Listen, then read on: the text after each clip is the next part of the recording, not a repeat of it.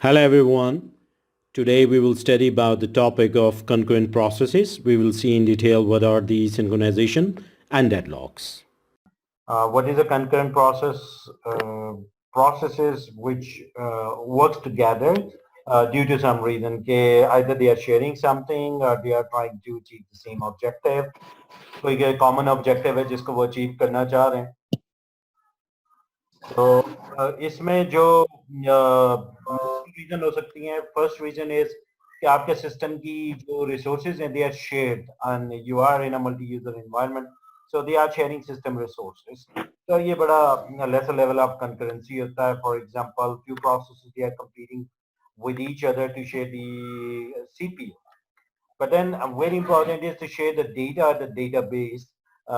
जो या कोई और प्रोसेस है उसको शेयर कर रहे हैं. दो प्रोसेस हैं जो किसी और प्रोसेस को, किसी डेटा को, किसी डेटाबेस को, किसी ऐसी चीज को शेयर कर रहे हैं. So they are working concurrently. और then there can be concurrent processes. जिस हमने थ्रेडिंग की बात की थी कि we divide the task into sub tasks so that they can execute in parallel. So they are concurrent processes because eventually they are going to achieve the total, in nutshell, the objective to execute that process. And then again, we can have a parallel execution of tasks within one process, which are actually doing multiple or different types of tasks, but eventually again they are contributing to the same cause. For example, word processor जिस तरह हमारा है, तो उसके अंदर we would be doing an editing, formatting, spell checking, printing, or other stuff together in one program. So these are called concurrent processes. जब हम concurrent processes की बात करते हैं तो concurrency के अंदर जो one of the major issue is that is cooperation, because cooperation among the processes is really very necessary. तो जब cooperation होगा तो जब भी वो cooperate करेंगे they need to synchronize. Synchronization क्या होती है? It's like scheduling in which order they are going to execute or they are going to access the shared thing. किस order में execute होंगे, किस order में shared चीज को use करेंगे. That is the synchronization. And once they have to do the synchronization and the cooperation, they need to have a very effective communication among them. तो उनकी आपस में कम्युनिकेशन जो है ना वो भी काफी इफेक्टिव होनी चाहिए. जब हम कंकरेंट प्रोसेसेस की बात करते हैं और हम कह रहे हैं कि yes they need to synchronize with each other, they have to communicate with each other, have to cooperate, so they need to have some certain characteristics. कुछ उनमें क्वालिटीज या ऐसी कैरेक्टरिस्टिक्स हैं जो होनी चाहिए. Number one very important is their state needs to be shared among the other processes. So the current process is जो concurrent processes हैं उनकी state जो है वो एक तो वो shared होती है among the processes. दूसरा very important is the result of execution cannot be predicted because of relative execution, because they are sharing the data. तो result क्या होगा execution का? It's not deterministic. So because it's you cannot predict it, so that's why it's also non-deterministic as well. कि आप पहले से determine नहीं कर पाते कि इसका eventually जो है वो result क्या निकलेगा. So cooperating processes क्या है? ऐसे processes which affects other processes or they can get affected by other processes. Or generally we provide the cooperation mechanism in our systems. Reason क्या होती है? One of the reason is information share. कि आपके जो processes हैं because they want to have an access to the same data or same information, so we share that data or information among multiple processes. दूसरी reason क्या होती है? We do have physical multi-core or multi-process architecture and we want to have a computation speed up. So what we do, we divide the process into multiple subtasks and we try to run in parallel.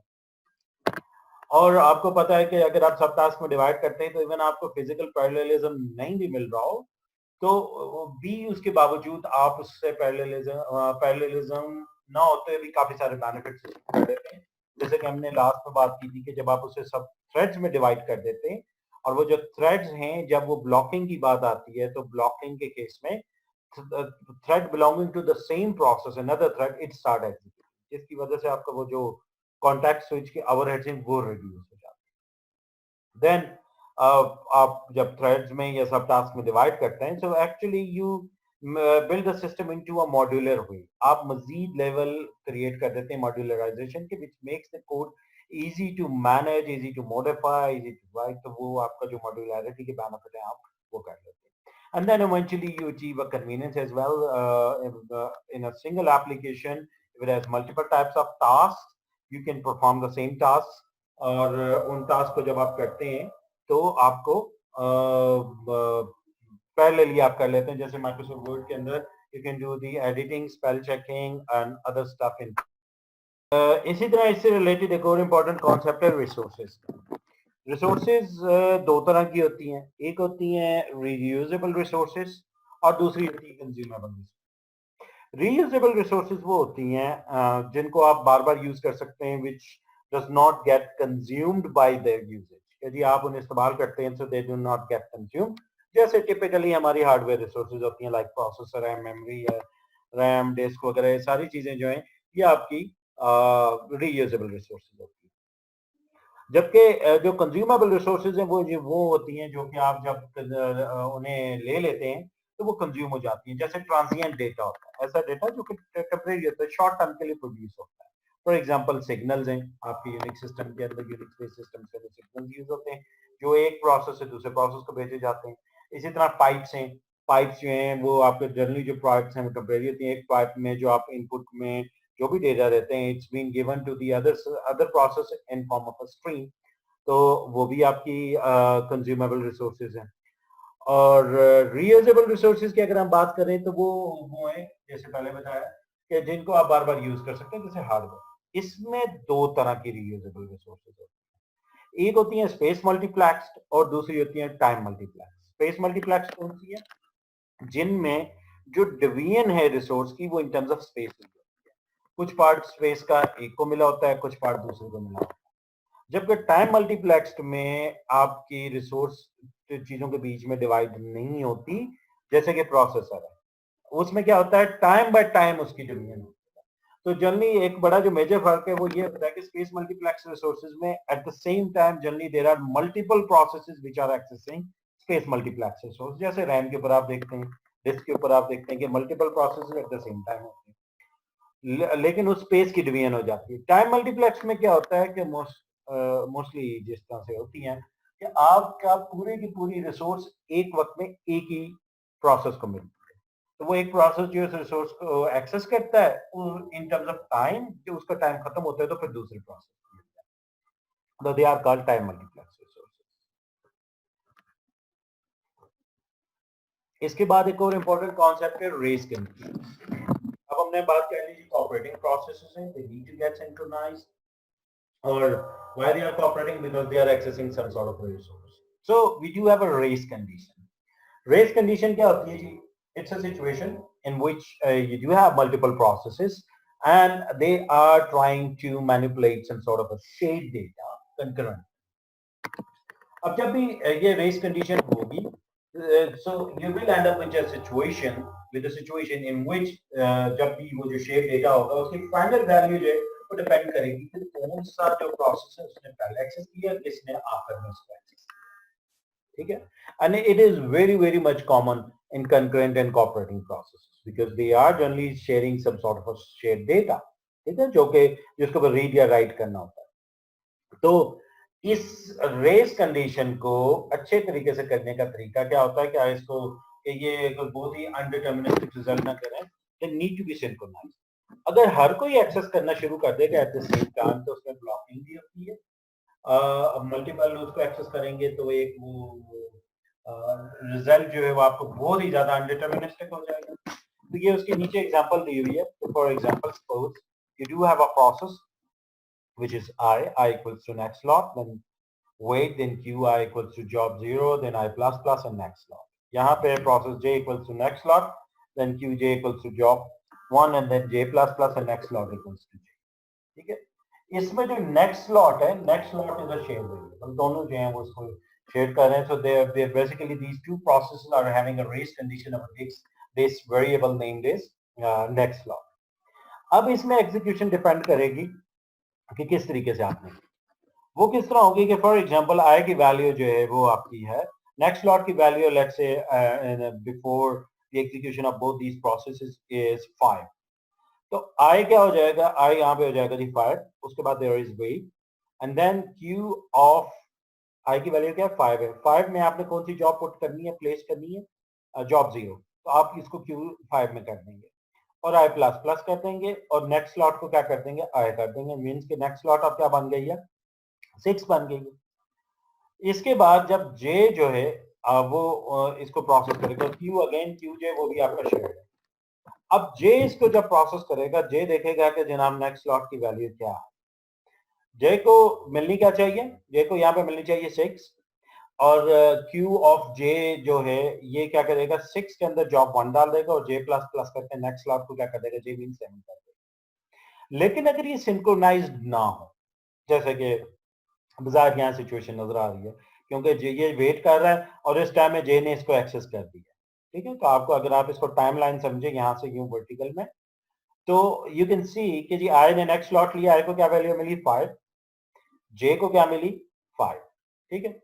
यहाँ पे जब इसने किया तो ये किस में put करेगा, 5 में, लेकिन इससे पहले ही जे को ये नेक्स्ट स्लॉट की वैल्यू मिल गई थी और 5 मिली थी, और जब इसने जॉब 1 डाली तो जॉब 1 कहां प्लेस करेगा, 5 में प्लेस करेगा। और उसके बाद जे को प्लस प्लस कर रहा है और फिर नेक्स्ट स्लॉट को जे कर रहा है, तो ये इसको नेक्स्ट स्लॉट को 6 कर देगा। जबकि यहाँ पे क्या मिलेगी इसे, क्यू आई आई को इसको मिलेगी जी जॉब 0, तो ये क्यू आई आई यहाँ पे भी क्या मिलेगा, इसको क्यू को 5 ही मिलेगा। तो जो 5 तो उसमें ऑलरेडी जॉब 1 थी, ये नेक्स्ट में जानी चाहिए, इसने नेक्स्ट की बजाय क्या किया, उसी जगह पे जॉब 0 प्लेस कर और आई प्लस प्लस किया, तो आई की वैल्यू क्या थी, 5 थी, ये से 6 करेगा और नेक्स्ट स्लॉट क्या कर देगा, 6 कर देगा।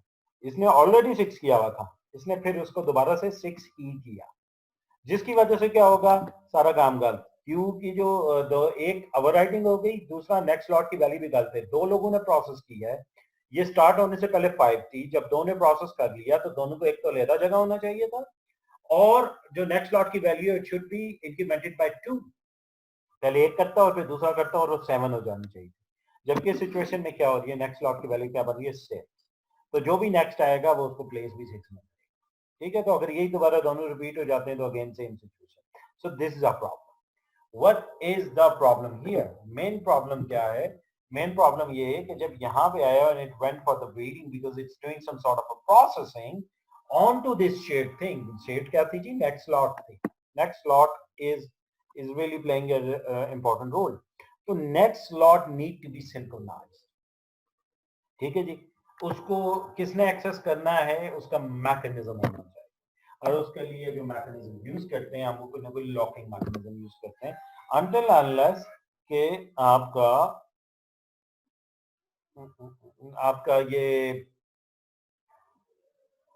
सॉरी नेक्स्ट आपने इसके लिए मैकेनिज्म क्या यूज करना है, आपने लॉकिंग मैकेनिज्म यूज करना है। तो ये लॉकिंग मैकेनिज्म क्या करेगा, ये इस नेक्स्ट स्लॉट को लॉक कर देगा, ताकि जे जो है ये इस नेक्स्ट स्लॉट को अभी एक्सेस ही ना कर सके, क्योंकि अगर इसने एक्सेस कर लिया तो इसको तो 5 मिल गई, जबकि ये इसको इन प्रोसेस है, इसके लिए वेट कर रहा है, ठीक है।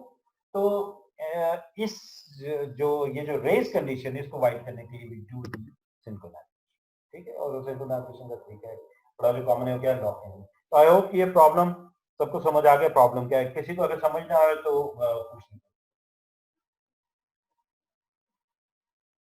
तो मुझे सही तरह समझ नहीं आया थोड़ा सा। देखें यहाँ पे क्या प्रॉब्लम हो रहा है, दो प्रोसेस हैं, अब ये शेयर्ड वेरिएबल को एक्सेस करें। अब हम बात करें कोऑपरेटिंग प्रोसेसेस की, ये अलहदा प्रोसेस है, ये अलहदा प्रोसेस है, ठीक है। लेट से एक क्यू बनी हुई है, जैसे जॉब्स को प्लेस किया जाता है यूनिक्स बेस्ड सिस्टम में, क्या आपने एक जॉब परफॉर्म करनी है, शेयर्ड क्यूज का कॉन्सेप्ट है। तो एक शेयर्ड क्यू है, उस शेयर्ड क्यू में जी आपने जो है ना वो जॉब को प्लेस करना है। Let's say you manufacture something and you place in a running queue. तो क्यू में दो चीजें जो दोनों प्रोड्यूस कर रहे हैं वो एक ही जगह पे तो नहीं आ सकती, अलहदा अलहदा पे ही आनी है। अलहदा किस में आनी चाहिए, this is going to be told to us by next slot. तो नेक्स्ट स्लॉट ये बताता है कि किस में आपने प्लेस करना, ठीक हो गया।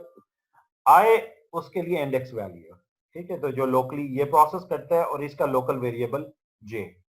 आए इसकी वैल्यू ले लेते हैं, ये कहता है जी कि नेक्स्ट स्लॉट क्या है जी, इसने इसकी नेक्स्ट स्लॉट की वैल्यू ले ली, तो इसने बताया कि जी इसकी वैल्यू है 5। इससे पहले एज्यूम करेंगे 5 थी, 5 स्लॉट्स 4 जो है 0 to 4 फिल थी, तो अब 5th स्लॉट जो थी वो खाली थी, तो उसने कहा जी 5th आ रही है, 5 आ रही है, तो इसने इसकी वैल्यू गेट की, तो नेक्स्ट स्लॉट इस शेयर्ड वैल्यू की क्या मिल गई, वेरिएबल की क्या मिल गई, 5। इसके बाद ही हैज टू वेट, इसका कुछ वेटिंग टाइम था टू डू द प्रोसेसिंग, ठीक है। जे के केस में क्या था, जे ने भी नेक्स्ट स्लॉट की वैल्यू एक्सेस कर ली। अब यूं टाइम चल रहा है आपका वर्टिकली जो है ना, आपका यूं आपका टाइम चल रहा है, अज्यूम कर लें कि ये आपका टाइम है, ठीक। ये दो कंकरेंट प्रोसेस हैं, इकट्ठे एग्जीक्यूट हो रहे हैं ऑन टू 2 प्रोसेसर्स। तो जे ने भी नेक्स्ट स्लॉट की वैल्यू ली, आई को क्या मिली, यहां पे क्या थी 5, इसकी वैल्यू अपडेट नहीं हुई थी, तो इसको भी क्या मिलेगी 5, मींस के जे की वैल्यू क्या हो गई 5, ये वेट में चला गया। यहां पे जब जॉब एक जो उसने प्रोड्यूस करनी थी उसने प्लेस की इस क्यू के अंदर, तो क्यू में कहां पे प्लेस करेगा, जे की वैल्यू क्या है 5, ठीक है। इसके बाद इसने जे प्लस प्लस करके क्या कर दिया, जे को 6। यहां पे क्यू में जब ये प्लेस इसने उसे प्रोसेस किया, आई की वैल्यू ले चुका हुआ था, तो जब उसने इस जॉब को प्लेस करना है तो ये कहां प्लेस करेगा, आई की वैल्यू क्या है, आई की वैल्यू भी 5 है, तो ये कहां प्लेस करेगा, इसने पहले ही प्लेसमेंट की, इसने जॉब 1 को कहां प्लेस किया, क्यू के कौन से एलिमेंट में, शेयर्ड क्यू के 5th में। इसने कहां प्लेस किया, इसने भी 5th में ही कर दिया, जबकि होना किस में चाहिए था, उससे नेक्स्ट में आना चाहिए, तो इसने भी 5th में कर दिया, और आई प्लस प्लस कर दिया, तो इसने भी इसको 6 कर दिया। यहां पे इसने इससे पहले प्रोसेस करके जे की वैल्यू 6 आ रही थी, नेक्स्ट स्लॉट को क्या कर दिया 6, इसकी वैल्यू क्या 6, इसने भी नेक्स्ट स्लॉट को क्या कर दिया, इसके बाद किया 6, जबकि असल में इन दोनों की एग्जीक्यूशन के बाद नेक्स्ट स्लॉट की वैल्यू क्या होनी चाहिए थी 7, ठीक है। तो प्रॉब्लम क्यों है, क्योंकि दोनों में से कोई भी मुंह उठा के शेयर्ड चीज को एक्सेस कर रहा है, ठीक है। तो आप ऐसे नहीं कर सकते। इसका तरीका क्या होता है, आप जब भी शेयर्ड को एक्सेस करेंगे आप इसके लिए लॉकिंग करते हैं। लॉकिंग क्या होती है कि जब आई ने नेक्स्ट स्लॉट को एक्सेस किया है और अब इसकी बेस पे इसने शेयर्ड क्यू के ऊपर ऑपरेशन परफॉर्म करना है, तो आपने इस वेरिएबल को लॉक कर देना, अभी कोई और इसको एक्सेस नहीं करेगा, ठीक है। आपने एक्सेस किया, आपने इसकी वैल्यू को अपडेट किया, इसके बाद आप इसके लॉक को रिलीज कर देते हैं। जब आप इसे रिलीज कर देते हैं तो हाँ, अब इसको क्या वैल्यू मिलेगी, जब रिलीज के बाद मिलेगी, अब ये इसके बिल्कुल साथ नहीं एग्जीक्यूट हो सकता, he has to wait, is a cooperating process, he has to wait, तो इसको वैल्यू क्या मिलेगी, इसको 6 मिलेगी। एंड देन अब ठीक है, अब जॉब 1 कहां जाएगी, 6 में जाएगी, जे प्लस प्लस होकर 7 होगा, जे की वैल्यू इसको मिलकर क्या बन जाएगी 7। Now this is fine. लेकिन अगर आप इसके ऊपर कोई सिंक्रोनाइजेशन नहीं करेंगे, लॉकिंग नहीं करेंगे, ऐसा कोई मैकेनिज्म नहीं होगा, तो फिर ये प्रॉब्लम होगा, ठीक हो गया जी। और अब इसी वजह से मसला क्या आता है, आप एक शेयर्ड चीज को विदाउट लॉकिंग, विदाउट सिंक्रोनाइजेशन अगर मल्टीपल इकट्ठे एक्सेस करने की कोशिश करेंगे, सो you can have a deadlock condition, ठीक है जी। डेडलॉक क्या होता है, आप चौक में जा रहे हैं, बड़ी कॉमन एग्जांपल, एक चौराहे में जाएं और अगर आपके सिग्नल्स ना हो तो क्या होगा, आप दुनिया के किसी भी मुल्क में हो, आप डेडलॉक में आ जाएंगे, आपकी ट्रैफिक जैम हो जाएगी उस सिग्नल के ऊपर। कभी पुलिस वाला ना हो और सिग्नल बंद हो तो क्या हो जाता है, you can see that. So वो डेडलॉक क्यों होता है, because everyone tries to cross that shared chowk, वो जो चौक होता है आपका, वो सारा वो शेड होता है, सारे उसी चौक को एक्सेस करने की कोशिश करते हैं एट द सेम टाइम। तो अगर वो सिग्नल्स नहीं होंगे तो सिग्नल क्या करते हैं, वो डेडलॉक को अवॉइड करते हैं, वो एक वक्त में एक साइड को एक्सेस देते हैं, बाकियों के लिए वो लॉक हो जाती है। Red signal is what, it's a locking mechanism, तो लॉक कर देता है, एक वक्त में एक साइड को गुजारता है, और जो बाकी रिसोर्स, बाकियों के लिए वो जो शेयर्ड रिसोर्स है वो रुक जाती है। तो सिमिलर इसी है कि अगर आप मल्टीपल एक ही फिजिकल लेट से सारे जो है इकट्ठे हार्ड डिस्क को यूज करने की कोशिश कर रहे हैं, इकट्ठे रैम को यूज करने की कोशिश कर रहे हैं, इकट्ठे सीपीयू को यूज करने की कोशिश कर रहे हैं, so you are going to have a problem, ठीक है। तो आप नहीं कर सकते, तो डेडलॉक हो जाता है। दूसरी सिचुएशन एक और होती है डेडलॉक की, हमने लॉकिंग भी कर ली, हमने कहा जी डेडलॉक को अवॉइड करने का तरीका क्या है, लॉकिंग कर, लेकिन लॉकिंग ऐसी की कि जिसको रिसोर्स दिया वो जान ही नहीं छोड़ा, उसने जनाब उसको परमानेंटली रख लिया। सेम चौक के ऊपर सम टाइम होता है सार्जेंट बड़े लंबे टाइम के लिए एक ही साइड की ट्रैफिक खोल देता है जहां रश हो गया, अब दूसरों को बहुत ज्यादा वेट करना पड़ता है। लेट से अगर वो एक ही साइड खुली रहे तो बाकियों के लिए क्या होगा, वो वैसे तो चौक खुला होगा, there is not a practical deadlock but this is a deadlock for the others. ठीक है, so this situation is called starvation. ये जो डेडलॉक की सिचुएशन होती है कि जिसमें कुछ को तो रिसोर्स मिल जाती है बाकियों को नहीं मिलती, दैट इज कॉल्ड स्टारवेशन। ठीक है, तो इसी तरह आपके पास का सर्कुलर डेडलॉक हो जाता है, एक एक रिसोर्स को एक्सेस करता है, दूसरी को भी चाहता है, तीसरी को भी चाहता है, तो वो डेडलॉक सर्कल होता है। ठीक है, so these are called deadlocks. So why generally the deadlock occurs? Because you give an exclusive access to the devices, files, shared resources. तो वो आपके जब आप exclusive access देंगे तो डेडलॉक हो सकता है, और यह हार्डवेयर के लिए भी हो सकता है, ये सॉफ्टवेयर के लिए भी हो सकता है। ठीक है, मल्टीपल जो आपकी एप्लीकेशन है they are trying to share the same data. आप अपना बैंक रिकॉर्ड एक्सेस कर रहे हैं, आपने एक चेक भी इशू किया हुआ है, आप एटीएम पे भी खड़े हैं और आप ऑनलाइन ट्रांजेक्शन भी कर रहे हैं। ठीक है, तो तीन जगह से इकट्ठे एक ही रिकॉर्ड का एक्सेस करने की कोशिश करेंगे तो कैन नेवर डेडलॉक। और अब इसमें कितना बड़ा इशू हो सकता है, अगर वो रिकॉर्ड लॉक ना हो, आपके अकाउंट में पड़े हैं लेट्स 20,000 रुपीज। ठीक है, और आपने 15,000 रुपए का चेक दिया हुआ है, आप 10,000 रुपए एटीएम से विड्रॉ कर रहे हैं और 20,000 की 18,000 की आप ट्रांसफर करना चाह रहे हैं ऑनलाइन। अगर तीनों इकट्ठे एट द सेम टाइम, तीनों में सबसे पहला काम क्या होगा, सबसे पहली चेकिंग क्या होगी, what is the account balance. तो वो अकाउंट बैलेंस पता लगा जी 20,000, तीनों ने साइमल्टेनियसली चेक किया। अब 20,000 तो चेक किया, उसके बाद साथ ही ट्रांजेक्शन हो जाती है और तीनों ट्रांजेक्शन हो जाती है, तो तीनों के लिए 20,000 से कम थी, लेकिन इन नटशेल कितनी हुई, 10,000 एक है, 15,000 एक है और 18,000 एक है, तो टोटल कितनी होगी 43,000 रुपीज। तो जबकि टोटल तो 20,000 थे, तो ये लॉक होनी चाहिए, जो डेटाबेस है इसलिए डेटाबेस की रिकॉर्ड लॉकिंग होती है कि आपका एक वक्त में एक जो है वो उसको एक्सेस करता है, otherwise it creates a problem. ठीक है जनाब, और डेडलॉक्स जो हैं वो क्यों अक्सर होते हैं जी, डेडलॉक अक्सर अक्सर होते हैं खास तौर से स्टारवेशन वालों जो केस होते हैं, नॉन प्रीएम्प्टेबल रिसोर्सेज के केस। ठीक है, आपके साथ डेडलॉक हो जाता है कि आपने लेट्स से एक प्रिंट लेना है और एक बंदे ने 300 प्रिंट बेच दिए, तो वो डेडलॉक या स्टारवेशन सिचुएशन क्रिएट हो जाती है कि आपको वो एक्सेस ही नहीं मिल रही है, it takes a lot of time. तो जनरली जो सीक्वेंस होता है किसी भी रिसोर्स को एक्सेस करने को, क्या होता है, आप सबसे पहले रिसोर्स को रिक्वेस्ट करते हैं कि I need to have this resource, then you use that resource and then you release that resource. इसी के हिसाब से हम फिर अपना जो है ना डेडलॉक को हैंडल करने के लिए एक मैकेनिज्म। डेडलॉक करेक्टराइजेशन अगर हम देखें तो एक बड़ा जबरदस्त मैकेनिज्म है डेडलॉक को अवॉइड करने का, that is called mutual exclusion. But that mutual exclusion can result in a starvation as well, because what we say mutual exclusion say probability and statistics आप सबने पढ़ी है, you must have studied mutually exclusive events, what are those, तो बता सकता है mutually exclusive events क्या होते हैं? More than one participants. नहीं, more than one participants तो हैं, but what is a mutually exclusive O- event? or organized by one or more than one person. नहीं नहीं, mutually exclusive ये होता है कि if you are having multiple option only one can occur at one time।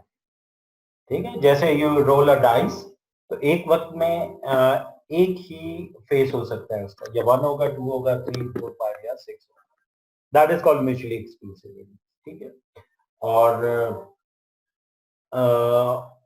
इसी तरह अगर आप म्यूचुअल एक्सक्लूजन अप्लाई करते हैं कि एक वक्त में एक बंदा सिग्नल यूज करेगा, एक वक्त में एक प्रोसेस शेयर्ड रिसोर्स को यूज करेगा, so that becomes a mutual exclusion. So this is a mechanism through which we handle, but this can create a deadlock अगर ये indefinite की तरफ जाते हैं।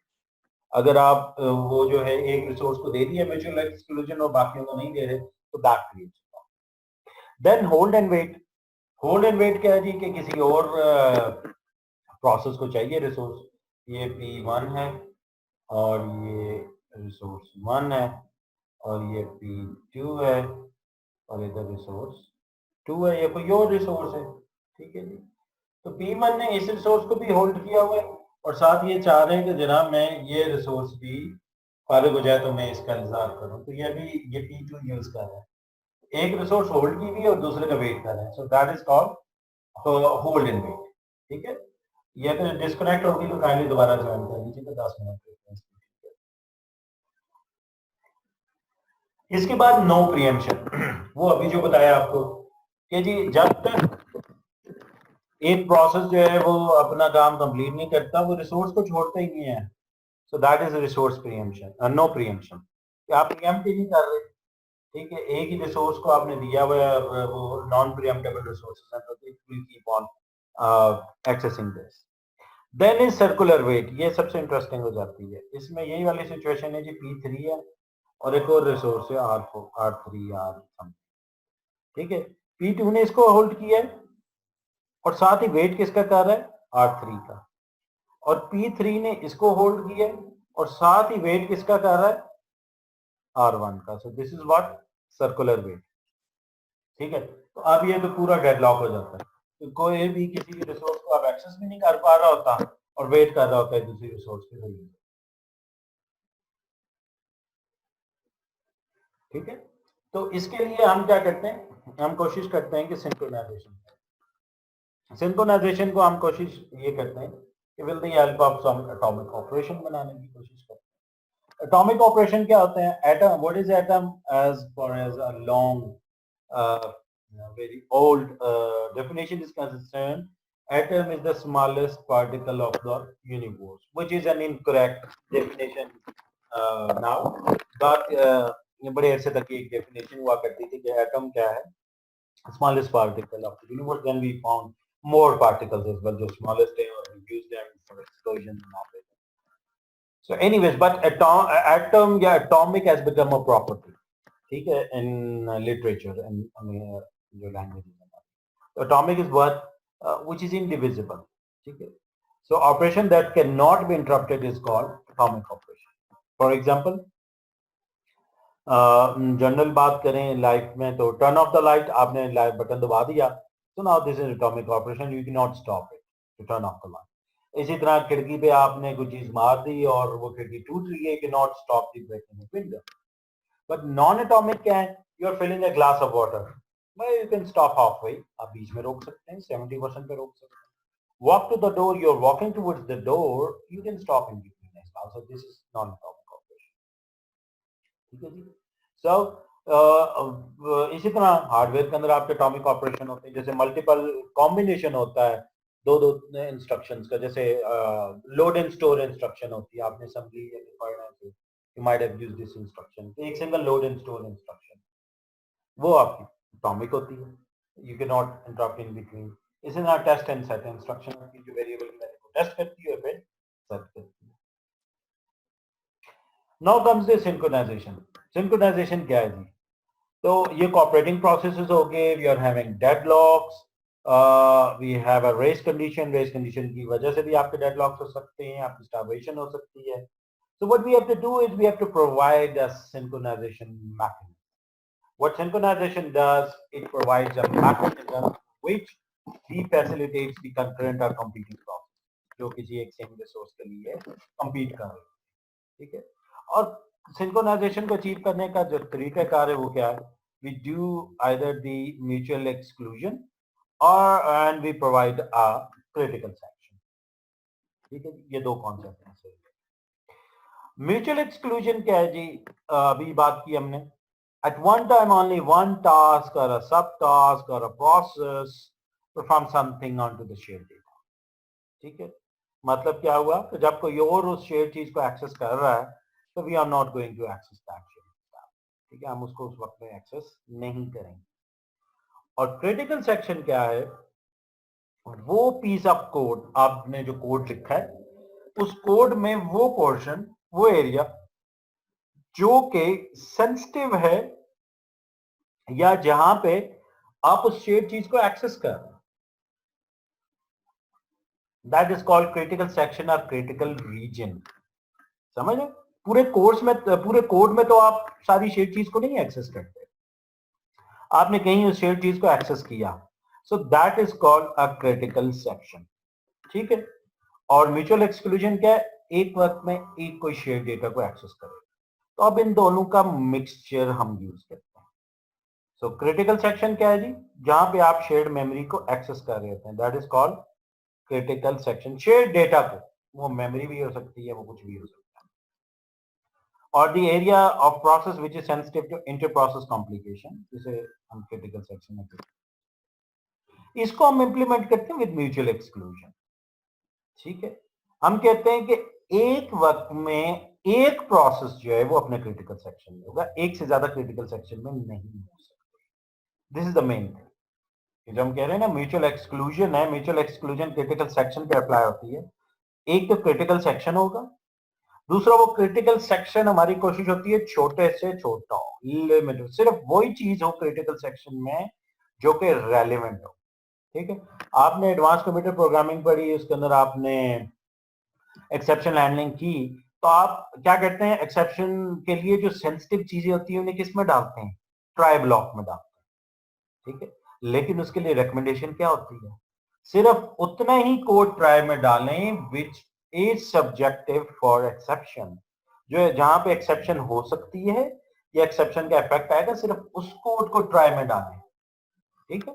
क्योंकि अगर आपने ज्यादा कोड डाल दिया और एक्सेप्शन आ गई और नीचे कोई कोड था जो कि इररेलेवेंट है, तो आपका मसला हो जाएगा, ठीक है, कि आपके जो ही एक्सेप्शन आएगी वो वाला कोड भी एग्जीक्यूट नहीं होगा। इसलिए आप ट्राई ब्लॉक को छोटे से छोटा रखें। तो similar is for critical section. Critical section में सिर्फ वही कोड आएगा जो कि शेयर डेटा को एक्सेस कर रहा है, तो इसका साइज कम से कम रखना है। तो a good solution is what following four conditions hold. No two processes may be simultaneously in their critical section. एक वक्त में कोई दो प्रोसेसेस अपने क्रिटिकल सेक्शन में नहीं हो, ठीक है। सो क्रिटिकल सेक्शन क्या होगा जी, जो part of the program which is sensitive for your accessing the share data, जहां पे आप अपने शेयर डेटा को, शेयर कीज को एक्सेस कर रहे हैं। हमने बात की कि it should be as small as possible, चीजें हो और वही एरिया हो जहां पे हमने शेयर चीज को एक्सेस करना है। तो ये हम बात करते हैं चार कंडीशंस क्या हैं जी for good student. Number one, एक वक्त में सिर्फ एक प्रोसेस अपने क्रिटिकल सेक्शन में होगा। नो टू प्रोसेसेस में be simultaneously means we are employing the mutual exclusion here, ठीक है। यहां पे हम म्यूचुअल एक्सक्लूजन को अप्लाई कर रहे हैं। Number two, no assumption may be made about speeds and number of CPUs, कि जी अच्छा जी कितने CPUs हैं या किस स्पीड में ये जो है ना एग्जीक्यूट होगा। No process running outside its critical section में ब्लॉक अदर प्रोसेसेस, ठीक है। अब होगा क्या, जब हम एक वक्त में एक को अलाउ करेंगे तो उस एक की वजह से जो बाकी एक्सेस करना चाह रहे हैं दे विल गेट ब्लॉक, वो ब्लॉक हो जाएंगे, तो वो एक्सेस नहीं करेंगे, ठीक है। बट जो प्रोसेस अपने क्रिटिकल सेक्शन से बाहर आ गया है, उस सेक्शन से बाहर है, वो किसी और प्रोसेस को ब्लॉक नहीं करेगा, ठीक है। और इसके लिए दोनों केसेस हैं, एक क्रिटिकल सेक्शन से बाहर आ गया और ब्लॉक नहीं कर रहा, ठीक है, और दूसरा क्रिटिकल सेक्शन ही आपने इतना बड़ा बना दिया, इररिलेवेंट चीजें डाल दी कि उसकी वजह से दूसरे प्रोसेस जो है वो ब्लॉक हो।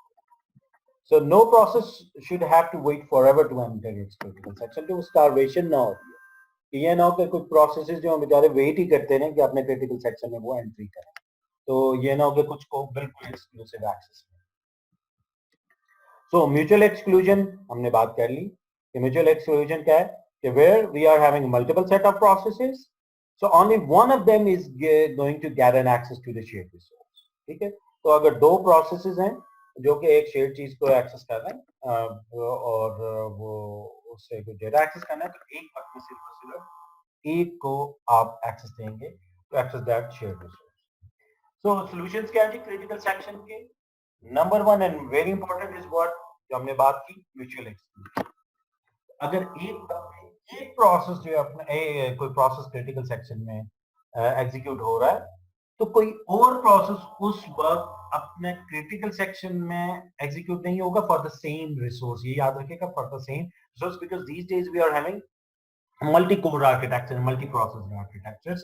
तो उसके अंदर दो अगर इंडिपेंडेंट रिसोर्सेज को एक्सेस करें तो दैट्स फाइन, ठीक है, वो एक्सेस करें, लेकिन for the same resource they cannot be in their mutual in their critical section. तो आपने उसको जो है ना एक वक्त में सिर्फ एक को एक्सेस। दूसरा, progress. If no process is executing into its critical section, और कोई ऐसा प्रोसेस है जो कहते हैं क्रिटिकल सेक्शन में एंटर करना चाहिए, उसको फौरन से एक्सेस दे दे। It should not be in the waiting state, वो सिर्फ वेट ना करता। और इसी तरह बाउंडेड वेटिंग होनी चाहिए। A bound must exist on the number of times that other processes are allowed to enter into critical section after a process has made a request. ठीक है, तो दूसरे प्रोसेसेस जो हैं वो बार बार उनके एक्सेस मिलती जा रही है, क्रिटिकल सेक्शन को एक प्रोसेस वेट करता जा रहा है, तो ये ना हो कि जनाब उसको एक्सेस कि कितने टाइम के लिए एक प्रोसेस जो है वो अपनी वेटिंग स्टेज के अंदर रहेगा। So they need to be a limit. ठीक है, तो ये कुछ सॉल्यूशन है फॉर म्यूचुअल क्रिटिकल सेक्शन के लिए। सो म्यूचुअल एक्सक्लूजन एल्गोरिथम अगर आपने बनाना हो तो उसका तरीका क्या है? Let's say you have a shared variable turn, initially turn equals to 0 and one turn equals to I, pi can enter its critical section. तो जब I की आ जाती है turn, तो okay, then process I can enter. So what the process I is going to do? Process I क्या करेगा? It will enter जब तक के वो I नहीं हो जाती, तो he is doing what here? He is doing wait. So this is a wait state. ठीक है, यहाँ पे वो wait कर रहा है, तो wait कर रहा है। Once the wait is over, उस टर्न जो है वो आई हो जाएगी, तो आई के केस में क्या हो जाएगा? अब ये उस रिसोर्स को एक्सेस कर सकता है। तो रिसोर्स को कहाँ एक्सेस करेगा? इन इट्स क्रिटिकल रीजन और क्रिटिकल सेक्शन। तो क्रिटिकल सेक्शन को एक्सेस करेगा, एक्सेस करने के बाद वो क्या करेगा? एंड में इस क्रिटिकल सेक्शन से बाहर आ जाएगा और टर्न को क्या कर देगा?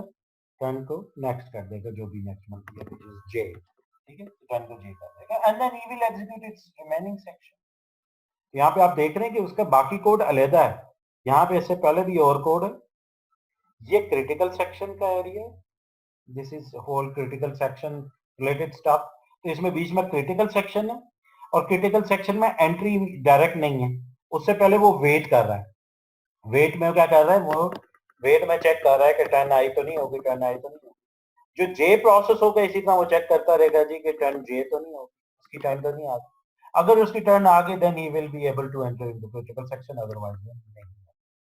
और वंस ही इज एग्जिटिंग, तो he will change it to will change the turn to the chain, जी नेक्स्ट है वो उसको यूज कर सकता है and then he will execute the remaining section. ठीक है, तो इस तरीके से जो आपकी म्यूचुअल एक्सक्लूजन जो है वो इंप्लीमेंट करें। इन जनरल सिंक्रोनाइजेशन की रिक्वायरमेंट क्या है? If you want to have a mutual exclusion primitive, सबसे मेन कैरेक्टरिस्टिक क्या है म्यूचुअल एक्सक्लूजन के लिए? कि only one process can execute or can access the shared resource, means only one process can enter into its critical section at one time. You cannot have two processes. ठीक है, अगर multiple request आई है, you have to only allow one process. ठीक है, और जब वो critical section से बाहर आ जाएगा, he should be able to execute the other code. Not relevant to this shared resource, you can access it. और डिजायरेबल प्रॉपर्टीज क्या है? नंबर वन, फेयर, हर एक की बारी आनी चाहिए। It should not be biased for some processes, it should be able to give access to multiple processes. बाकियों को भी जो वेट कर रहे हैं सबको बारी बारी एक्सेस हो। एफिशिएंट, बहुत ज्यादा टाइम जो है वेटिंग में नहीं होना चाहिए रिसोर्सेज का। और उसका एक मेजर तरीका क्या है? हर रिसोर्स, हर प्रोसेस जो जहां भी क्रिटिकल सेक्शन बनाता है रिसोर्स को एक्सेस करता है, क्रिटिकल सेक्शन बहुत मिनिमल होना, सिर्फ टू द पॉइंट, सिर्फ उसमें वही कोड हो, वही वाली चीज जहाँ पे शेयर रिसोर्स को एक्सेस कर। जब हर प्रोसेस ऐसा करेगा तो जो बाकियों का वेटिंग टाइम है वो ऑटोमेटिकली रिसोर्स वो कम हो जाएगा। जब रिड्यूस होगा तो they will not waste their time in busy waiting. और simple, the mechanism should be very easy to use, this is very important. तो सिंक्रोनाइजेशन की रिक्वायरमेंट्स क्या है जी? Very important. जब आपने म्यूचुअल एक्सक्लूजन करनी है, आपने क्रिटिकल सेक्शन इम्प्लाई करना है, तो सिंक्रोनाइजेशन अब आप कर रहे हैं, उस सिंक्रोनाइजेशन के लिए रिक्वायरमेंट क्या है? जो भी आप थ्रेड, प्रोसेस, टास्क जिसके ऊपर भी अप्लाई करेंगे, नंबर वन सबसे इंपॉर्टेंट क्या है? You have to lock the resource जो भी शेयर डेटा आपने एक्सेस करना है उसको आप पहले लॉक करेंगे। तो वेटिंग मैकेनिज्म ये करता है। वेटिंग क्या करता है? वो वेट करता रहता है, जो इसकी बारी आती है तो सबसे पहला काम जो करता है that is the locking of resource. तो वो शेयर डेटा को, शेयर रिसोर्स को लॉक कर देता है। And whenever it is finished with its critical section it must have to unlock। अगर अनलॉक नहीं करेगा तो बाकियों के लिए वो लॉक्ड रह जाएगा। इसी तरह do not lock again if you have already locked it. Next lecture में हम देखेंगे कुछ सिंक्रोनाइजेशन मैकेनिज्म जिसमें सेमाफोर्स हैं, मॉनिटर्स हैं। So you will have a better understanding कि जी अच्छा जी लॉकिंग के बाद अगर दोबारा लॉक करते हैं तो क्या मसला होता है, because they use variables for that, तो वो प्रॉब्लम हो सकता है। तो अगर आपने लॉक कर लिया, do not lock it again. Similar is के if you have already unlocked it तो do not unlock. And very important is do not spend large amount of data amount of time in critical section। critical section छोटे से छोटा नहीं, this is very very important। ठीक है, ज्यादा time spend करना। क्यों? अगर ज्यादा टाइम स्पेंड करेंगे तो बाई लॉकिंग हुई है बाकी प्रोसेसेस के लिए, बाकियों के लिए लॉकिंग हुई है, so they are going to spend a lot of time in waiting state. ठीक है, तो वो वेटिंग में होगा और वेट में टाइम क्या हो रहा होता है? जाया होता है। ठीक है, तो वो वेट में चला जाता है। So generally we use locks and condition variables for that। So generally, mutex locks are used to provide synchronization and mutual exclusion. And there are two major mechanisms for mutex locks. One is semaphores and the other one is monitor. So first, we will see now the semaphores. Semaphore क्या होते हैं? Semaphore it's a synchronization mechanism which actually takes a non-negative integer variable। दो तरह के operations होते हैं जो semaphore के ऊपर होते हैं। सेमाफोर किस लिए यूज होता है? हमने लास्ट चैप्टर में स्टडी किया था synchronization, cooperating processes, concurrent processes। So in synchronization what we need to do is we have to control the access of a shared data or a shared resource through some mechanism। So actually semaphore is that mechanism, one of that mechanism through which we ensure that। उसमें हमने बात की कि ये दो चीजें बड़ी जरूरी हैं। One is critical section and the other one is mutual exclusion. So critical section is an area where we do that sensitive communication, or sorry, sensitive operation, which actually deals with the shared resource। जो भी shared resource के साथ जहाँ पे हम कुछ भी activity कर रहे होते हैं, access कर रहे होते हैं, mutate कर रहे होते हैं, so that area is critical section। तो हमने बात की कि critical section में जो entry है that should be restricted। और जब एक with the mutual exclusion concept we said this के एक वक्त में सिर्फ और सिर्फ एक प्रोसेस अपने क्रिटिकल सेक्शन में होगा फॉर शेयर्ड रिसोर्स। तो एक से ज्यादा नहीं हो सकते, otherwise it becomes really unstable.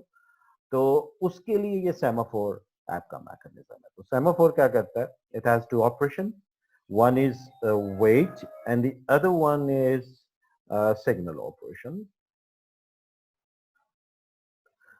Wait operation क्या करता है? दोनों एटॉमिक ऑपरेशन है, जैसे लास्ट चैप्टर में हमने देखे atomic operation which can not be stop. So wait is an atomic operation जो करता क्या है? It waits for semaphore to become positive and then decrement its value by 1। और सिग्नल क्या करता है? सिग्नल सेमाफोर की वैल्यू को इंक्रीमेंट करता है बाय 1 और ये after completion of an operation होता है। So let's say there is a shared resource, एक shared resource है, तो वो shared resource associated आपका एक semaphore होगा। For example, let's say you have a buffer available or you have a printer or something। वो shared resource जो है, उस shared resource को जब access करना है तो उससे related एक variable होगा। ठीक है जी, ये semaphore है। और ये जो variable है ये locking का और non-locking का काम करेगा। तो इसके जब भी ये रिसोर्स शुरू में इनिशियलाइज होगी, so it means it's free, तो इसकी जो वैल्यू होगी वो 1 होगी। ठीक है, तो 1 इंडिकेट्स कि इट्स अवेलेबल और 0 इंडिकेट्स कि ये अवेलेबल नहीं है। तो इनिशियली इसकी वैल्यू 1 हो गई। तो जो ही पहली प्रोसेस इस रिसोर्स को एक्सेस करेगा तो उसका तरीका क्या है, it will perform a wait operation. Wait operation क्या करता है, वो इनिशियली ब्लॉक करता है, जो ही इसकी वैल्यू पॉजिटिव होती है इसको आगे प्रोग्रेस कर देता है। आगे कहाँ पे प्रोग्रेस करता है, आपके क्रिटिकल सेक्शन में।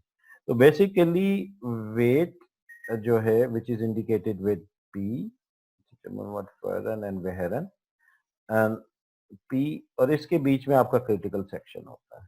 ठीक है, so entry to the critical section is guarded by the wait operation, और एग्जिट भी इसी तरह। तो एग्जिट जब एंटर होते हैं, so through wait operation what it does, it decrements the value of this semaphore by 1, which means that it makes it 0. So once it makes it 0, it becomes unavailable for the rest of the processes.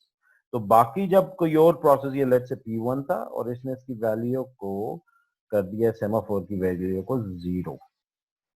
ठीक है, अब जब P2 आएगा, सो P2 will again see this semaphore. So अब कोई भी resource पे नहीं जाता, बल्कि क्या करता है, उसके सेमाफोर को देखता है। So P2 saw that the value is 0, so it will be in waiting state. P2 will not enter into its critical section. वो इस रिसोर्स के साथ अभी कुछ नहीं कर सकता। इस रिसोर्स की एक्सेस तभी मिलेगी if the value of this semaphore becomes positive, 1 हो जाती है।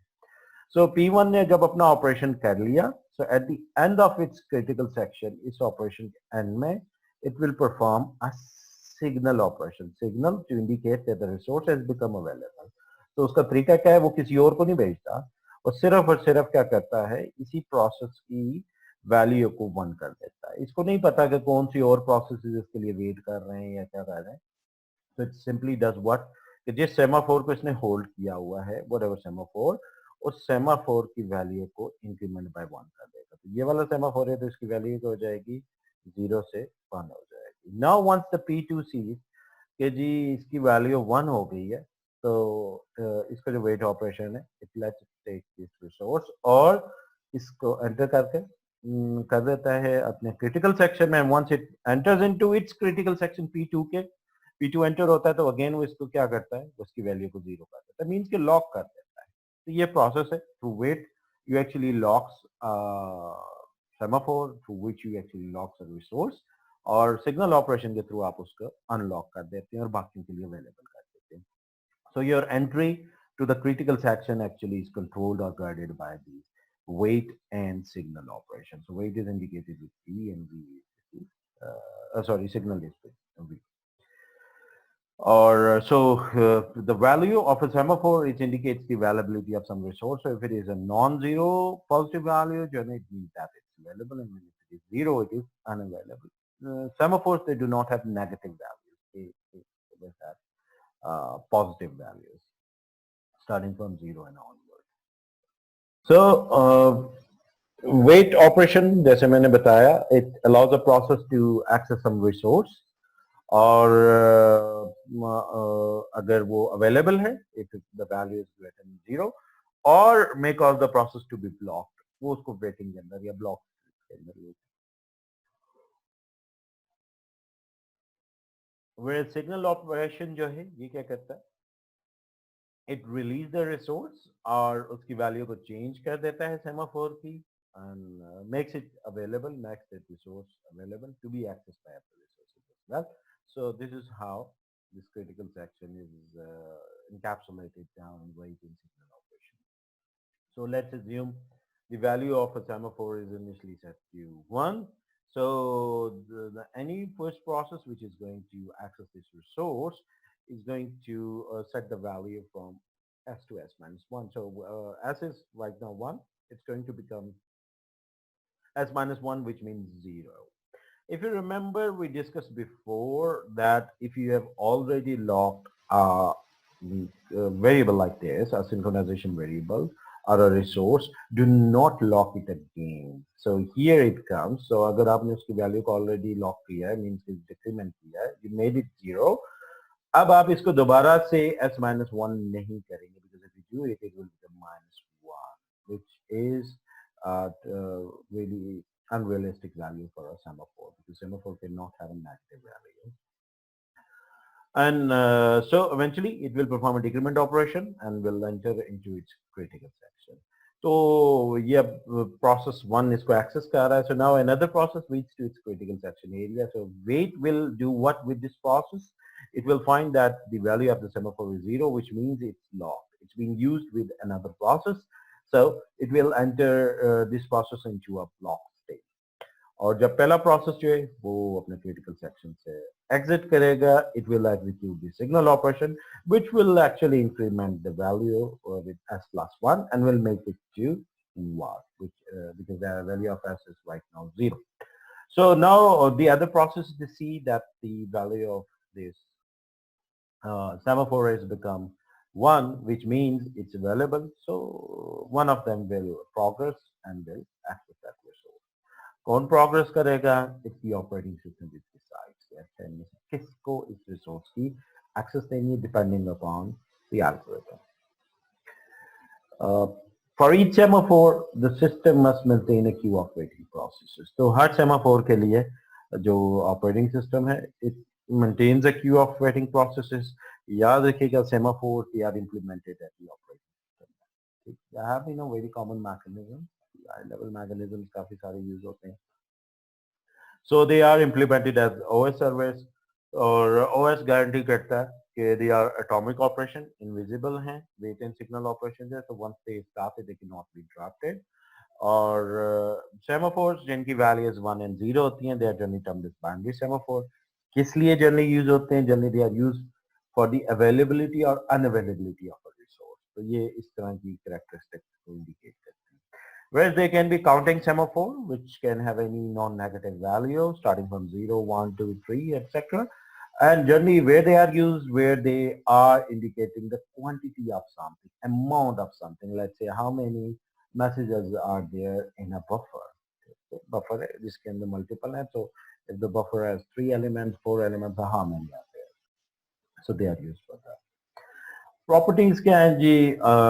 Attractive properties ये हैं कि they are machine independent.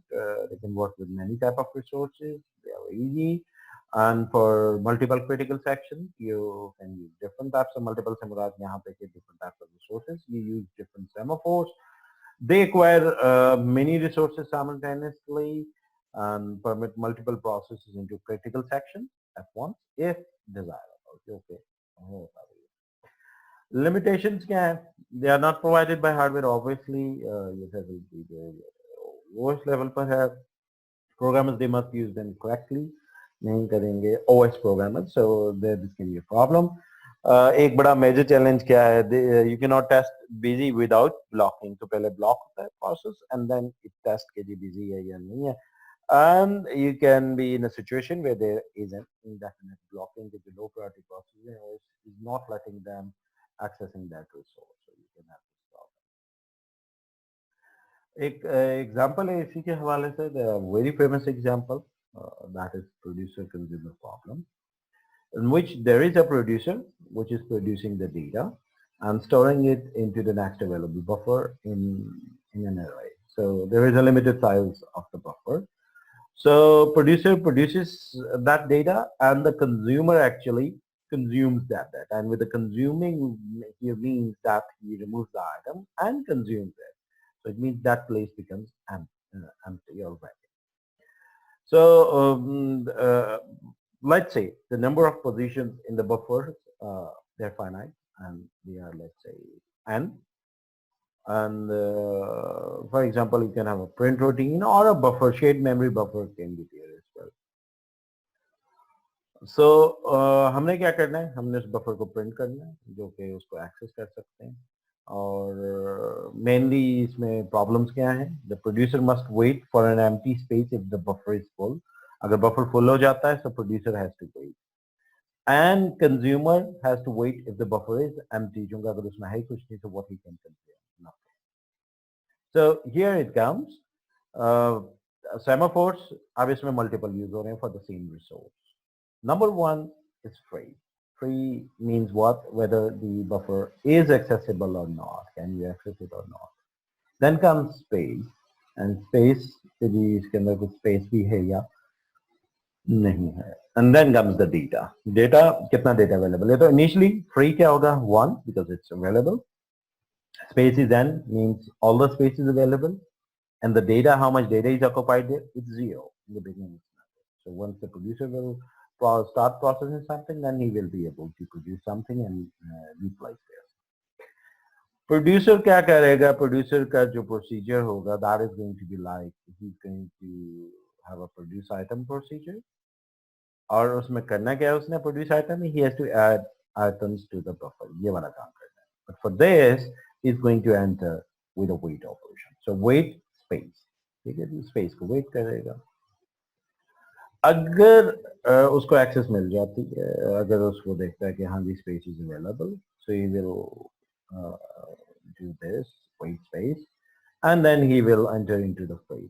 ठीक है, फ्री में ये है कि जी बफर भी अवेलेबल है या नहीं है. तो पहले वो उसने स्पेस, अगर स्पेस अवेलेबल हो गई है तो उसने उसको वेट ऑपरेशन परफॉर्म किया. वेट क्या कर देगा? उसकी एक स्पेस वैल्यू कम कर देगा, एक आइटम प्रोड्यूस होने लगा और जो ही वो फ्रीली अवेलेबल हो जाएगी he is going to add the item to the buffer. ठीक है, उस बफर में आइटम को ऐड कर देगा. इसी तरह जब वो बफर में आइटम ऐड हो गया तो ही विल इंडिकेट कि जी ये स्पेस चाहिए फ्री हो गई है, सॉरी ये बफर फ्री हो गया, so he will signal free, but he will not perform the signal operation on to space. Space signal operation होना जरूरी है. For every way there needs to be a signal operation. तो ये signal space नहीं कर सकता. क्यों? क्योंकि उसने आइटम एक प्रोड्यूस किया है, उसने n को n-1 कर दिया. 10 जगह थी तो 10 से 9 हो गई है. सो अगर वो सिग्नल परफॉर्म कर देगा ऑन टू स्पेस तो वो क्या हो जाएगी? अगेन 10 हो जाएगी, which will be wrong. That's why here you have two semaphore for the same thing. ठीक है, स्पेस और डेटा जो कि अपोजिट है. तो आप स्पेस को कम करते जाते हैं और डेटा को बढ़ाते जाते हैं. इसी तरह कंज्यूमर जो वो डेटा को कम करता जाएगा और स्पेस को बढ़ाता जाएगा. तो it perform signal on to data. तो डेटा एक बढ़ गया है, इसलिए डेटा कहाँ क्या हो जाएगा? 0 से 1 हो जाएगा और ये 10 से 9 हो जाएगी. ठीक है, एक ऑपरेशन के पास. नेक्स्ट में ये 8 हो जाएगी और डेटा कितना हो जाएगा? 2 हो जाएगा. ठीक है, सिग्नल इसको मजीद बढ़ा देगा और वेट इसको मजीद कम कर. कंज्यूमर की बात करें तो कंज्यूमर इसी तरह, कंज्यूमर क्या करेगा? Once it has to enter तो वो देखेगा कि कोई डेटा अवेलेबल है या तो एटलीस्ट एक आइटम अगर बफर में होगा, so it will perform wait operation. तो वेट ऑपरेशन जो है वो उसको क्या कर देगा? Let's say at the moment there are 3 elements in the buffer. तो स्पेस कितनी अवेलेबल है? 7 की. तो ये क्या करेगा? ये इसको कम करके क्या कर देगा? 2 कर देगा. ठीक है, तो ये डेटा कम हो गया. Then will enter through the free के जी अगर एक्सेसिबल हो गया बफर, आइटम लेगा बफर से और जब सिग्नल करेगा इसको फ्री को, and then he will signal space. Signal increment कर देगा किसको? यहाँ पे स्पेस को. तो स्पेस बढ़ के आपकी 7 से क्या हो जाएगी? सिग्नल इंक्रीमेंट करता है, स्पेस 8 हो जाएगी. ठीक है जी. तो these counting semaphores they are used to as a counter to monitor the occupancy of buffers. और वेट और signal operation you can see here that they are implementing this. Unix के अंदर सेमाफोर का बिल्ट इन मैकेनिज्म मौजूद है और provide the facility to handle them.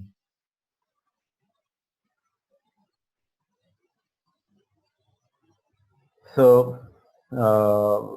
उसके लिए there are system called semget, a system called semaphore get key, which is used to create semaphore variables, or it creates an array of semaphores.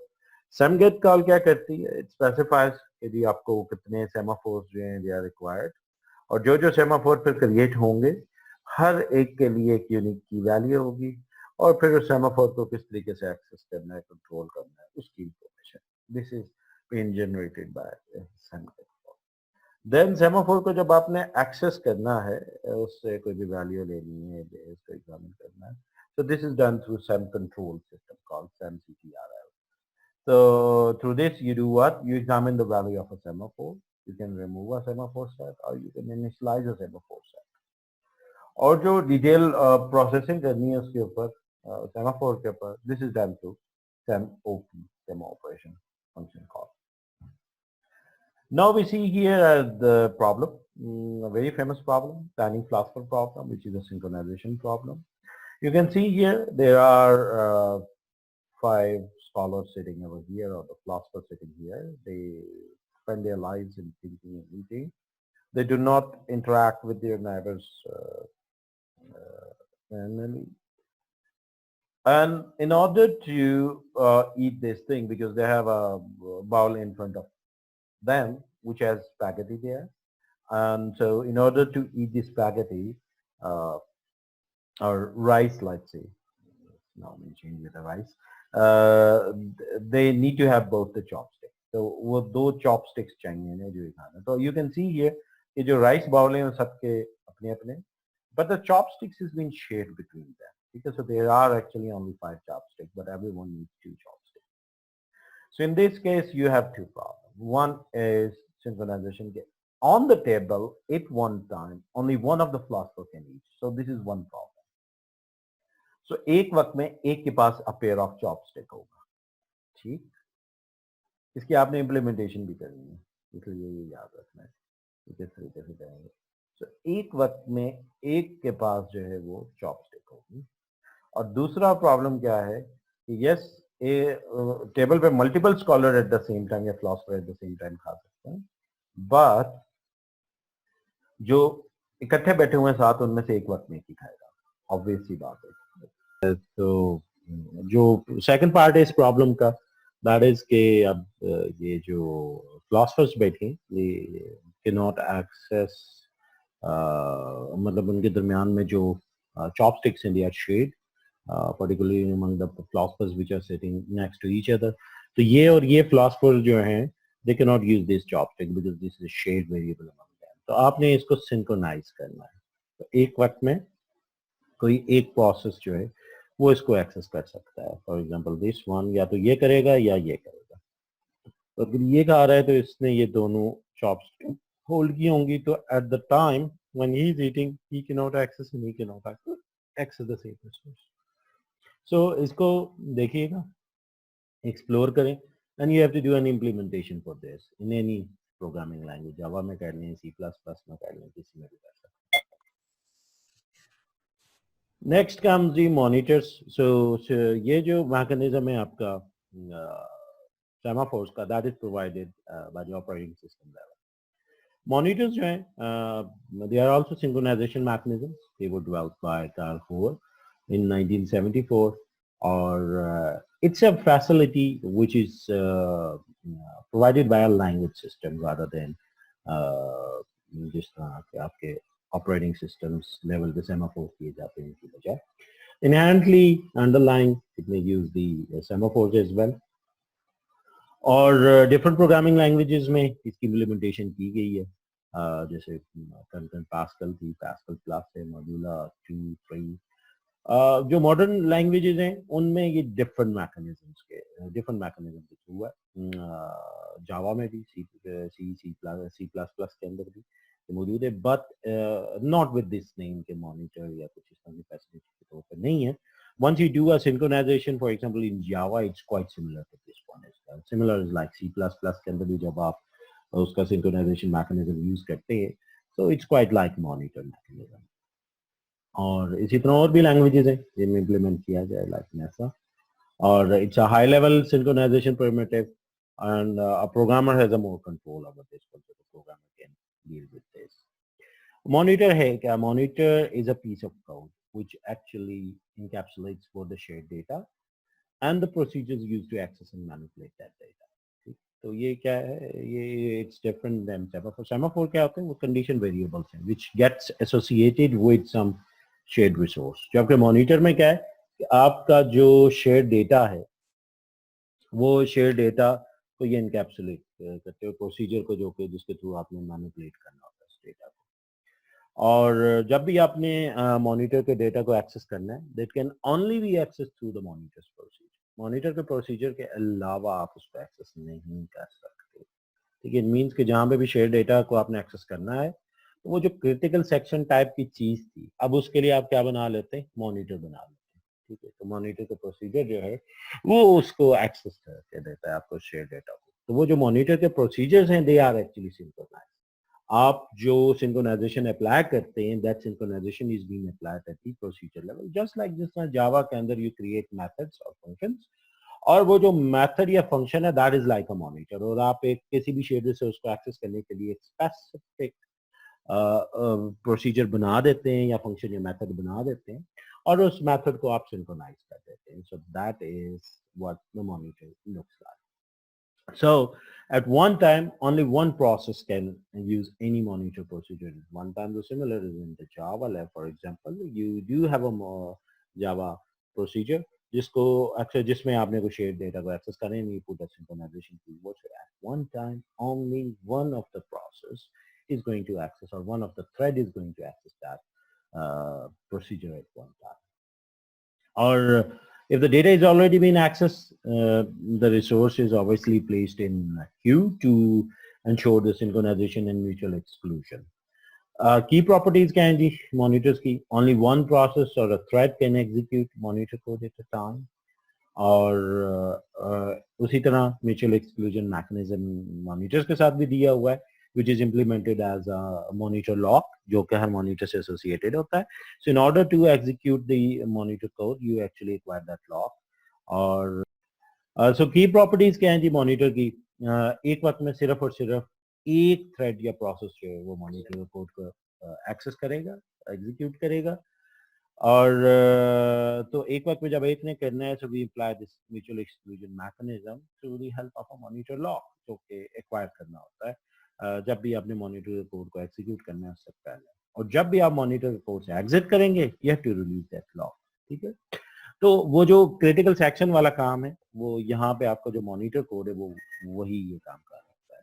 So for example, if you have to imply that producer consumer problem to this monitor, so अब होगा क्या कि वो जो आपका produce का और consume का जो प्रोसेस था, for example we say get item and put item, they are going to be implemented as a monitor code. ठीक है, तो ये मॉनिटर कोड होंगे. So the first is going to be put item, the other one is going to be get item. और put item में we are going to pass an item as a parameter as well, which is going to be placed in that queue, and get item में we are going to return that item to that from that queue.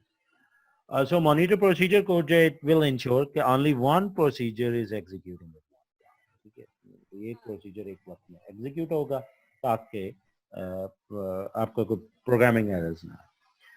So monitor के अंदर भी इसी तरह condition variables हैं. One is wait, the other one is signal, and the other one, the third one is broadcast. Wait क्या करता है? It release the monitor lock and put the process to sleep. When the process wakes up again, try to require the monitor lock immediately. जबकि signal क्या करता है? Signal जो है जो प्रोसेसेस उसके लिए वेट कर रहे होते हैं मॉनिटर के लिए, ये मॉनिटर लॉक हमें मिल जाए, उनको वेकअप करता है कि okay yes this process is available, so you can access this one. ठीक है, तो ये उसी तरीके से ये उनको इंडिकेट कर देता है. तो उसमें क्या था, सेमाफोर के अंदर प्रोसेसेस खुद से चेक करते रहते थे, जबकि यहाँ पे क्या है, प्रोसेसेस नहीं करते, उनकी एक क्यू बन जाती है.